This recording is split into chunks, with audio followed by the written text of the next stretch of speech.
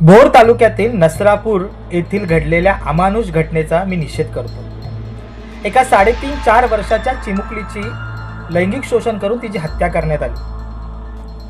ही घटना नाही तर या व्यवस्थेचा पराभव आहे। आज मी इथे फक्त निषेध करायला आलो नाही, तर मी प्रश्न विचारायला आलोय की सरकारला माझा प्रश्न आहे, कायदे योजना निधी असूनही मूल सुरक्षित का नाही। माझा प्रशासनाला प्रश्न आहे की घटना घडल्यानंतर धावपळ आपण करतोय, पण मग आधी कुठे होता। माझा संरक्षण यंत्रणाला प्रश्न आहे, व ती संरक्षण यंत्रणा जिल्ह्याची बाल संरक्षण कक्ष असेल, जिल्हा बाल संरक्षण समिती असेल, गाव बाल संरक्षण समिती असेल आणि वॉर्ड बाल संरक्षण समिती असेल, या समित्या आहे कुठे? त्या फक्त कागदावर आहेत का? बैठका होतात का नाही? अहवाल तयार होतो का नाही? हे सगळं फक्त दाखवण्यासाठी आहे। जर या यंत्रणा सक्षम असत्या तर आज नसरापूर सारखी घटना घडली नसती। मित्रांनो, कटू सत्य आहे आणि ते ऐकावं लागेल। आपणही दोषी आहोत। आपण कसे दोषी आहोत? तर आपण म्हणतो ना की अशा लोकांना आम्ही सोडत नाही, अशा लोकांना आपण पोलीस स्टेशनला बंद केलं पाहिजे। पण माझा तुम्हा सगळ्यांनाच प्रश्न आहे की अशा विकृत मानसिकतेचे लोक आपल्या आजूबाजूला असतातच कसे? आपण काय करतो आहोत? आणि आज जर आणखी धक्कादायक उदाहरण तुम्हाला द्यायचं झालं तर केज तालुक्यातील एका आजोबाने आपल्या 3 वर्षाच्या मुलीचं लैंगिक शोषण केलं। खेड तालुक्यामध्ये सुद्धा एका लहान मुलग्याचं लैंगिक शोषण झालेलं आहे। धोका आता बाहेर नाही, तो घरात आला आहे। ज्याच्यावर आपण विश्वास ठेवतो, ज्यांच्याकडे मूल सुरक्षित आहेत असं आपल्याला वाटतं, तिथेच असा हा धोका निर्माण होता। तर आपली संपूर्ण विचारसरणी बदलण्याची वेळ आली आहे। हा आरोपी पहिल्यांदा गुन्हा करत होता का?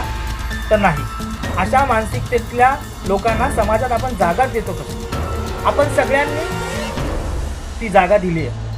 आपण डोळे झाक केले, संशयास्पद गोष्टीकडे दुर्लक्ष केलंय आणि आज आपण संताप व्यक्त करतो। मी स्पष्टपणे सांगतो की प्रत्येक गावामध्ये गाव बाल संरक्षण समिती जी लोकसहभागातून तयार झाली पाहिजे, ती आज तयार आहे का? प्रत्येक वॉर्डामध्ये वॉर्ड बाल संरक्षण समिती तयार झाली पाहिजे, ती आज आहे का? त्याचा अहवाल आलेला आहे का? तो सार्वजनिक झाला आहे का? संशयास्पद व्यक्तीवर तत्काळ कारवाई झाली पाहिजे। पॉक्सो अंतर्गत जे काही गुन्हे दाखल आहे ज्यांच्यावर, त्या केसेसला फास्ट ट्रॅक कोर्टावर ती सुनावणी झाली पाहिजे, पण तसं होताना दिसत नाही। सांगितलं होतं केंद्र सरकारने की आम्ही हजारोच्या घरामध्ये पॉक्सो ॲक्टच्या संदर्भातले स्पेशल न्यायालय स्थापन करणार, पण तेही सुद्धा झाले नाही। फक्त गुन्हेगार नाही तर व्यवस्था देखील तेवढीच जबाबदार आहे। आज आपण नसरापूरबद्दल बोलतो, काल बदलापूरबद्दल बोलत होतो, सकाळपासून आपण केज आणि खेडबद्दलही बोलतो। मुंबईतही अशा अनेक घटना घडत आहेत आणि त्या सुरू आहेत। आज जर आपण जागे झाले नाही तर उद्या पुन्हा एका मुलीचं किंवा एका मुलाचं लैंगिक शोषण होईल। म्हणूनच आता माझा स्पष्ट आपल्याला संदेश आहे, आता पुरं झालं। आता वेळ निषेधाची नाही तर सामाजिक पालकत्व स्वीकारून माझ्या घरासहित इतर मुलांच्या सुरक्षिततेच्या दृष्टिकोनाने मी भूमिका घेईल, मी काम करेन, हा निर्धार करण्याची वेळ आहे। आता भावना नाही तर थेट कारवाई करणं गरजेचं आहे। प्रत्येक मूल सुरक्षित राहील यासाठी ती आपली सामूहिक जबाबदारी आहे। या दृष्टिकोनाने जर आपण काम केलं तर आपल्या विभागातील मुलांसाठी सुरक्षित आणि बालस्नेही समाज निर्माण करण्याच्या दृष्टीने आपण सगळे पावलं उचलू। आज या घटना घडतायत, कालही घटना घडत होत्या। गुन्हेगारांना आजही शिक्षा मिळत नाहीये। 10-10 वर्ष गुन्हेगार जामीनवर बाहेर फिरत आहे, तो पुन्हा ह्या घटना घडत आहे।